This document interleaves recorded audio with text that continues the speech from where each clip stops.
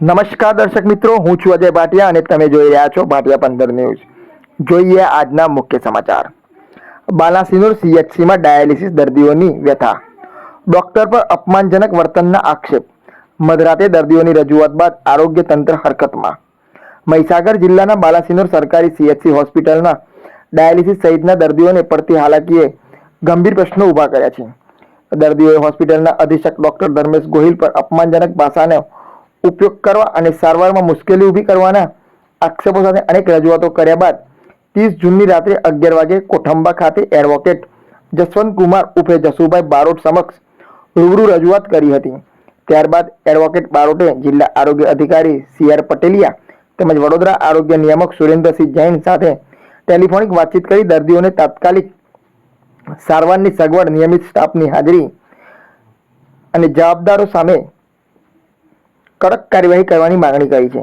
હવે સૌની નજર આરોગ્ય તંત્ર શું પગલાં ભરે છે તેની પર છે, તેમજ આ બાબતે શું કહ્યું જસવંતભાઈ એડવોકેટે, તેમજ ડાયાલિસિસના દર્દીઓએ કેવા આક્ષેપો લગાવ્યા તે ધ્યાનથી સાંભળો। જોતા રહો અજય એ ભાટિયા સાથે, ભાટિયા 15 ન્યૂઝ, બાલાસિનોર, મહીસાગર। આજ રોજ મહીસાગર જિલ્લાના બાલાસિનોરના ડાયાલિસિસના દર્દીઓ મને 6:01 વાગે ફોન કર્યો કે સાહેબ અમારી કુટુંબાના તમે રહેવાસી છો, તમારી જાણકારી અમને મળી કે તમે દર્દીઓ માટે સારી સારવાર કરો છો અને જે કંઈ પ્રશ્નો હોય દર્દીઓના એના અમે વિનામૂલ્ય કામ કરો છો। એટલે આજરોજ મારા માતૃ વતન કુટુંબા આવેલા છે, એ લગભગ 6:01 વાગ્યાના આવેલા છે, પણ મારે અનિવાર્ય સંજોગોના કારણે લેટ પડ્યો, હમણાં કલાક પહેલાં જ આવ્યો। એમની તમામ વિગતો મેં જાણી। એમને સરકારી હોસ્પિટલ CHC બાલાસિનોરમાં ડૉક્ટરો અને સ્ટાફ કેવું વર્તન કરે છે, એમને જે કંઈ અગવડતા પડી છે એ એમના જ મોડે આજે આપણે સાંભળીએ। હું છું જસવંત બારોટ ઉર્ફે જસુભાઈ બારોટ, કોઠંબા એડવોકેટ। આજ રોજ જ્યારે મને મળવા આવ્યા છે એમની વિગત અને એમણે ઘણી બધી રજૂઆતો મને લેખિતમાં આપી છે, મારા નામજોગ પણ આપી છે અને અગાઉ એમણે કલેક્ટર શ્રી મહીસાગર, જિલ્લા મુખ્ય આરોગ્ય અધિકારી CDHO CR પટેલિયા, પ્રાંત કલેક્ટર અને રોગી કલ્યાણના અધ્યક્ષ બાલાસિનોરના પ્રાંત કલેક્ટર સાહેબ, તેમજ જ્યાં જ્યાં લાગતા વળગતા એ તમામને એમણે ઉચ્ચ કક્ષાઓ રજૂઆત કરી છે। પણ એમને જે દર્દીઓને જે કિડનીના દર્દી છે, ડાયાલિસિસ ચાલે છે, એમને જે તકલીફો પડે છે એનું નિરાકરણ થતું નથી। એમને ક્યાંક ને ક્યાંક અપમાન કરીને કાઢી મૂકવામાં આવે છે, ધાકધમકીઓ આપવામાં આવે છે। એમની જે કંઈ અગવડ છે આપણે એમને મોડે જ સાંભળીએ। શું નામ છે તમારું? મારું નામ મહેન્દ્રભાઈ વાલજીભાઈ ચૌહાણ। હું ડાયાલિસિસ પેશન્ટ છું। હું બાલાસિનોર સરકારી દવાખાનામાં ડાયાલિસિસ સેવા લઉં છું। 2022 થી મારું ડાયાલિસિસ ચાલુ છે। ત્યારથી આજ દિન સુધી મેં ઘણી બધી રજૂઆત કરી છે ડોક્ટર ધર્મેશ ગોહિલ સાહેબને, પણ સાહેબે કોઈ પણ કાર્યવાહી કરી નહીં, કોઈ પણ સુવિધા પૂરી પાડી નહીં। આજ દિન સુધી જનરેટરની પણ નહીં પાડી। અમારા ડાયાલિસિસમાં પ્રોબ્લેમ છે લાઇટનો, લાઇટ વારંવાર જાય તો અમારે બેસી રહેવું પડે છે, ચાલુ ડાયાલિસિસમાં ઘેર જવું પડે છે બંધ કરાવીને। ને સાહેબને કંઈ પણ અમે રજૂઆત કરવા જઈએ છીએ તો સાહેબ અમે ના પાડે છે કે નહીં થાય, આ મારામાં નથી આવતું, તમે એકેડમી ઉપર વાત કરો, પેલું કરો, એવું તેવું બહાના બતાવે છે। પછી અમે પ્રાંત સાહેબને રજૂઆત કરી, કલેક્ટર સાહેબને રજૂઆત કરી, પટેલા સાહેબને રજૂઆત કરી, બધે પણ અમે રજૂઆત કરી છે બધા પેશન્ટોએ, પણ હજુ સુધી કોઈ સુવિધા મળી નથી। તમે ડાયાલિસિસની જે રજાના દિવસે આવતા હોય, ધારો કે શનિવાર, બીજો ચોથો કે જે આવતું હોય અથવા કોઈ સરકારી રજા આવતી હોય, એ સમયે તમે ડાયાલિસિસ કરવા જાઓ છો તો તમને નાણાંનો વ્યય થતો એવું લાગે છે ખરું? શું તકલીફ છે? એ સમયે PMGY નું કોઈ માણસ હોતું નહીં રજાના દિવસે। અમારું ડાયાલિસિસ તો ખાલી રવિવારે એટલું જ બંધ હોય, ડાયાલિસિસ સેન્ટર ચાલુ જ હોય।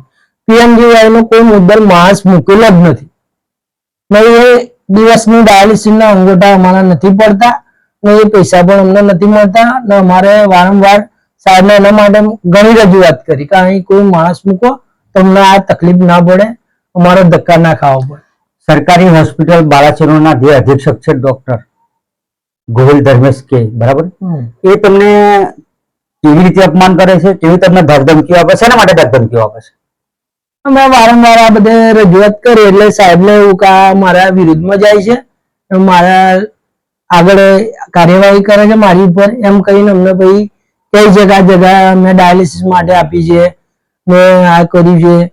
એટલે કે તમારે કોઈ વ્યક્તિને મને એક વખત તો એવું પણ કહેવામાં આવેલું કે તારે ડાયાલિસિસની જરૂર નથી, ટ્રાન્સપ્લાન્ટ કરાવી દે, પણ આ જ સમયમાં કોઈ ટ્રાન્સપ્લાન્ટની શક્યતા નથી મારી એમ. તમારું શું નામ છે? ભોઈ જયેશ કુમાર બી. તમને શું તકલીફ છે? 2 કિડની ફેલ. શું છે તમારા સરકારી હોસ્પિટલ બાલાસિનોર વિશે? બસ આજ મેટર એ રેગ્યુલર આવતા નહીં, જાણ કરીએ છીએ તમને વ્યવસ્થિત જવાબ મળતા નહીં, આજ સુધી કોઈ કામ થયું નહીં. અને ટિફિન ખાવાના ટાઈમે જાવ, ટિફિન ખાઈને જતા રહે, એમનો અનિયમિત છે, આવવામાં બી કોઈ સમય નહીં, જવાનો કોઈ સમય નહીં. તમારા ડાયાલિસિસ જે 4 કલાક ચાલે છે અને જે બેડની સુવિધા છે એ વિશે તમે શું કહેશો? એમાં સાદો બેડ છે, એટલે હમણાં કેવું કે પેલું બેડ જે છે એ અમારે એવો જોઈએ, હાઇડ્રોલિક. આ સાદો બેડ છે, અમારે ચા નાસ્તો કરવામાં બી તકલીફ રહે, ચાલુ ડાયાલિસિસ હોય ને બેડ પાછળથી પડી જાય તો અમારા આ નસ ફાટવાની શક્યતાઓ વધી જાય. તમારા આ હોસ્પિટલમાં જે તમે ડાયાલિસિસ કરાવો છો ત્યાં એસી ની વ્યવસ્થા છે ખરી? એસી છે પણ રિપેર કરાવતા નહીં, ખરાબ થઈ ગયેલી છે, એના લઈને મશીન બી અમારા હીટ મારી જાય છે. 8 કલાક મશીન રેગ્યુલર ચાલે દિવસમાં પર ડે. મશીન અમારા હીટ મારી જાય, અમે એલાર્મ ચાલુ થઈ જાય એટલે અમારા પૂરતા ડાયાલિસિસ થતા નહીં. ડાયાલિસિસમાં અમારા પ્રોબ્લેમ. તમારા ડાયાલિસિસમાં કેટલો સમય જાય છે? 4 કલાક. તમારું શું નામ છે? ઠાકોર રાજેન્દ્ર કુમાર ગોરાભાઈ. શું છે તમારા હોસ્પિટલના સેવાઓ વિશે? ડાયાલિસિસ સેવા વિશે જો વારંવાર રજૂઆત કરવા, આખા ઉનાળામાં એસી નો કોઈ સોલ્વ જ નથી કરી પ્રશ્ન. એસી રિપેર કરાવતા નથી, વારંવાર રજૂઆત કરવા છતાં. અને સાહેબ અનિયમિત રહેશે. સાહેબ 10-11 વાગે 12 વાગે સુધી આવે છે.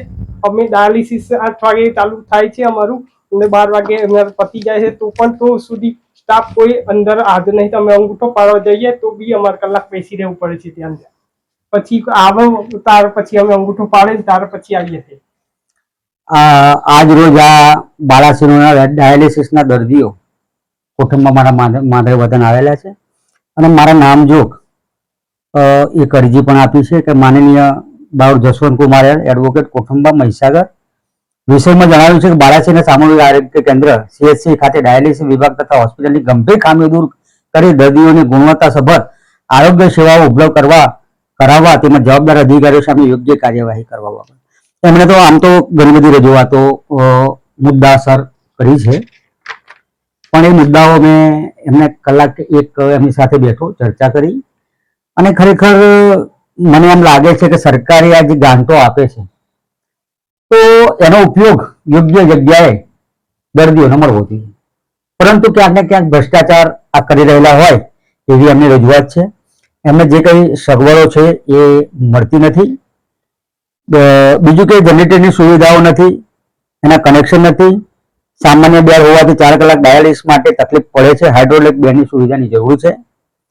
એસી છે પરંતુ બંધ હાલતમાં છે, તે સમયસર સર્વિસ કરવામાં આવતું નથી, જેના કારણે ડાયાલિસિસના દર્દીઓને ભારે તકલીફનો સામનો કરવો પડી રહ્યો છે. હવે નવું મશીન મંગાવવું પડે અને PMJY જે આયુષ્યમાન કાર્ડની જે યોજનાઓ છે સારવાર માટે અમને આવવું પડે છે અને ભાડાના પૈસા એમના જણાવ્યા મુજબ 3 થી 4 મહિના સુધી આપવામાં આવતા નથી અને રેગ્યુલર એ પૈસાના નાણાં ચૂકવાતા નથી, જેથી આવા ગરીબ દર્દીઓ ડાયાલિસિસની સેવાઓથી વંચિત રહી છે, કેમ કે દૂરથી આવતા હોય છે. બીજું કે શનિ રવિએ જે રજા હોય છે અને યોગ્ય માસ ના હોવાના કારણે એમને દિવસના ₹300 ભાડું ખર્ચી અને આવવું પડે છે, એ પણ એમને મળતું નથી. બીજી ઘણી બધી રજૂઆતો છે એમની. એમાં કોઈ વ્યક્તિ પર્સનલ આ જે આયુષ્યમાન કાર્ડ માટેની જે છે સુવિધા એમાં કોઈ મૂક્યો નથી. દર્દીઓને આ પારાવાર આયુષ્યમાન કાર્ડની સગવડ ન મળવાને કારણે હેરાન પરેશાન થવું પડે છે. ડાયાલિસિસની જે રૂમ છે જે એ બિલકુલ નાની છે અને એમના જણાવ્યા પ્રમાણે ડાયાલિસિસના કુલ અત્યાર સુધીમાં 12 દર્દીઓ સેવા કરવા જાય છે, પરંતુ મોટો રૂમ ડાયાલિસિસનો બનાવવામાં આવે, એની ગ્રાન્ટ ફાળવવામાં આવે છે, પણ ક્યાં ઉપયોગ થાય છે એની સરકારે તકેદારી રાખવી જોઈએ. આમ તો 10 થી 15 લાખ રૂપિયા રોગી કલ્યાણ સમિતિના ડાયાલિસિસ વિભાગના દર્દીઓના માટે જમા થયેલા છે, પણ એનો ઉપયોગ આવા દર્દીઓના હિત માટે કરવામાં આવતા નથી. એની નિષ્પક્ષ તપાસ થવી જોઈએ. હોસ્પિટલમાં ઓક્સિજન પ્લાન્ટ નથી અને એ ઓક્સિજન પ્લાન્ટ મળે તો આવા દર્દીઓ બચી શકે એમ છે. એમને જે ગંભીર આક્ષેપો જે કર્યા છે CHCના હોસ્પિટલના સ્ટાફ તેમજ સુપ્રિન્ટેન્ડન્ટ CHC અધિક્ષક ડોક્ટર ધર્મેશ કે ગોહિલ ઉપર અને એમણે પ્રાંત કલેક્ટર શ્રી બાલાસિનોર પછી કલેક્ટર શ્રી તમામ દર્દીઓની સહી સાથે રજૂઆત કરી છે. સામૂહિક આરોગ્ય અધિક્ષક બાલાસિનોરને પણ રજૂઆત અવારનવાર કરી છે.